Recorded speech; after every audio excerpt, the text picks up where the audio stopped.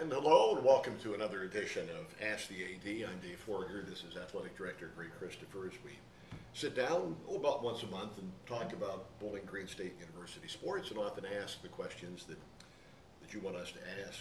Greg, let's just start right down the list here with football. Absolutely.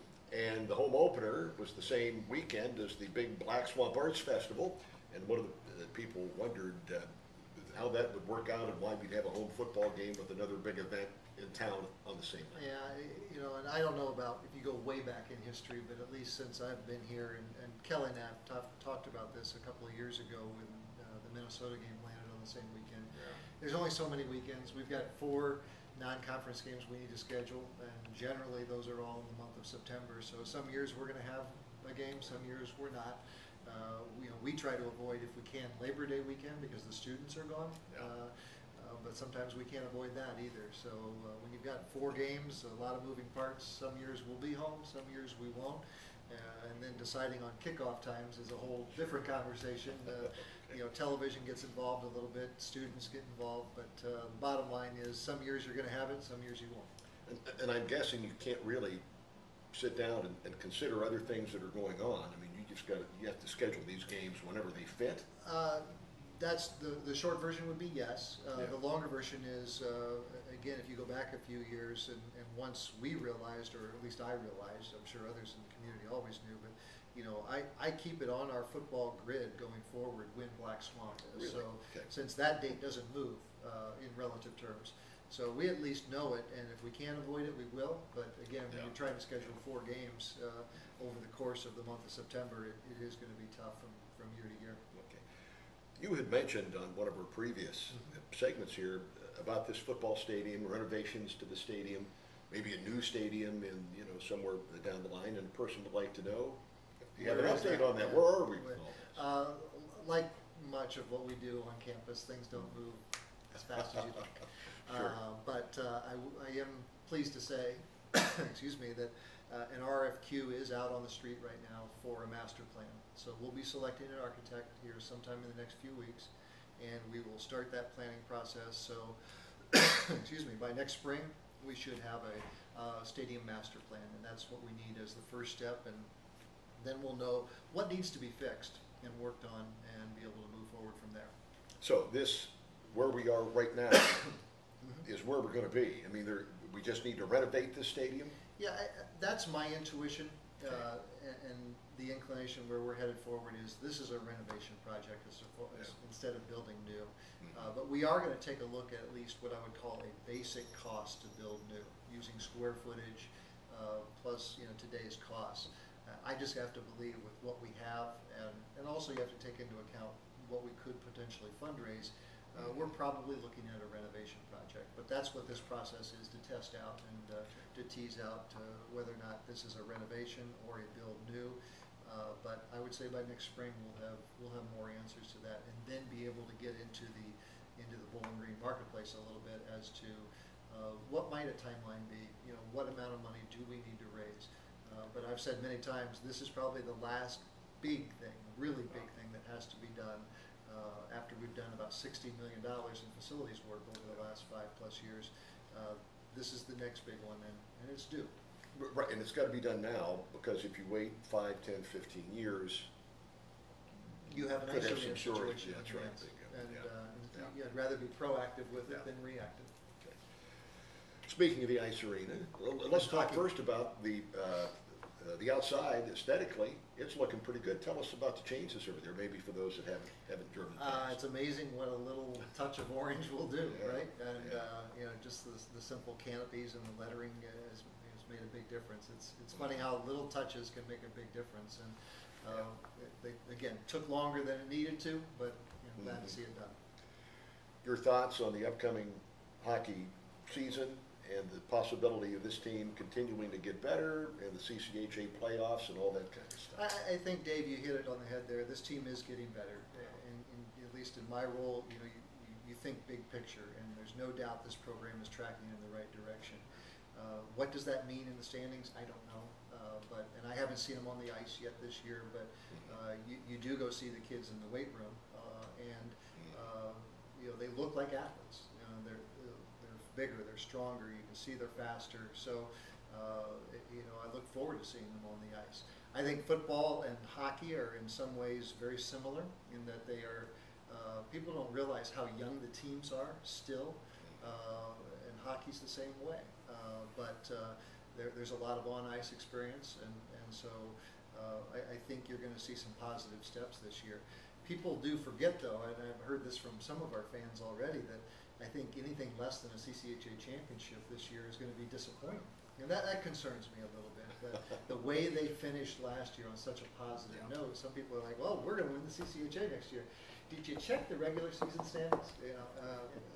At the end of the day, over the course of the season, they were still the last place team. Now they're going to get better. I'd be very disappointed if they finished in last place again this year. But where do they finish? I don't think we're quite ready for the top of the CCHA standings, but somewhere in between those two polar ends. How's that for a political answer? That's a good one. But let's talk about football. Another political answer, maybe. I'm guessing you're assuming they're going to continue to get better. Tough loss at Toledo. Yep.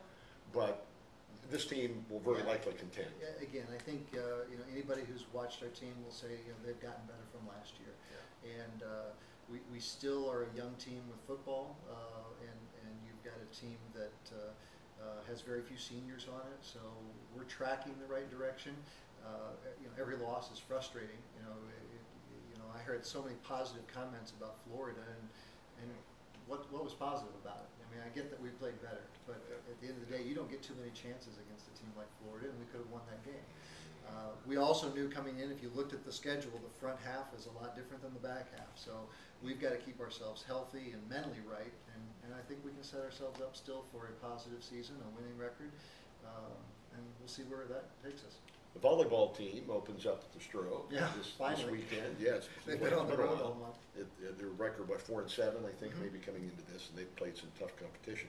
One of the questions pertain to volleyball and the black uniforms. Black uniforms. People want to know, this is a brown and orange campus here, so why black uniforms? Yeah, I get asked that every once in a while, and I think when they played the orange and brown scrimmage, people saw their black uniforms. I guess first of all, I would say there's two parts to this. There's a practical part, and then there's the kind of the marketplace part to it.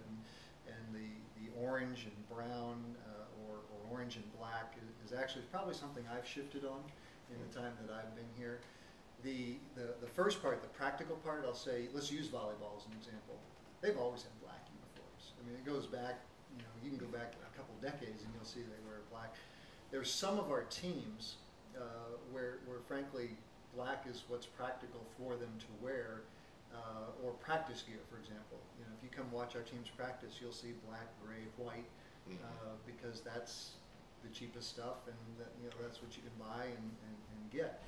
The other part of practical would be small teams, or depending on what they wear, let's take volleyball in the spandex. I mean, no offense, but I'm not going to make our volleyball team wear orange spandex. That's just not going to fly. All right, I'm with you. So some of these things, that's the practical side of what I would say in why our teams wear black. We could get brown or we could get orange, but brown is not something that's made by Adidas, Nike, Under Armour in any quantities. So if we want to wear brown for certain things, we have to order so far in advance in such large quantities, it doesn't make a lot of sense. So that all together kind of mixes to be the practical side of brown versus black. The more marketplace side would be, again, whether you like it or not, black sells. The first shirt I received when I got here 6 years ago was a black shirt, bowling green shirt. So that's why if you walk in our bookstore now, you'll see black shirts, you'll see pink shirts. That's just kind of where the marketplace is. And again, when I first got here, we probably shifted back more to pure orange and brown. And over a little bit of time, I've heard from our coaches, and I've heard from our student athletes, or maybe more correctly, the student athletes we didn't get. One of the reasons I didn't go to Bowling Green is I don't like orange and brown. Really? Yeah. I mean, they don't make the most rational decisions in why they go where they go all the time. So we probably have relaxed a little bit, and you know, we're not gonna change the school colors. You know, I've heard the old Urban Meyer story that Urban was gonna change our colors to orange and black. I don't know how true that is, and we're never changing the school's colors. It will always be orange and brown. But will you see black on our teams from time to time? Yes, you will. But again, I think there's a practical side to it, and then, you know, also there's a little bit of a marketplace side to it. One final question. Yeah. Assistant coaches, Mhm. how are they hired? I'm assuming the head coaches have an awful lot of say in who's interviewed. And are you a part of that interview process in all sports and all assistant coaches? From time to time, but I'll correct one thing you just said there. Philosophically, here's how I approach it, and I tell every head coach when we interview the head coaches, here's how I approach hiring assistants. You're the head coach. You hire the assistant coaches. You know, I don't tell them who to hire. Our associate ADs don't tell them who to hire. At the end of the day, my belief is I hold the head coach accountable. So I don't tell the head coaches who to hire, who not to hire. If they want my input and to be part of the interview process, I'm happy to help. Our associate ADs who oversee the specific sports often help and provide feedback, but as a state institution, we've got to go through a process that's regulated through HR. But as far as who they talk to, that's a pretty standardized process as well. But at the end of the day, our head coaches select our assistant coaches. I think we got it covered for Great. September. We'll Yeah. come back in about a month. Thanks. Thanks for watching.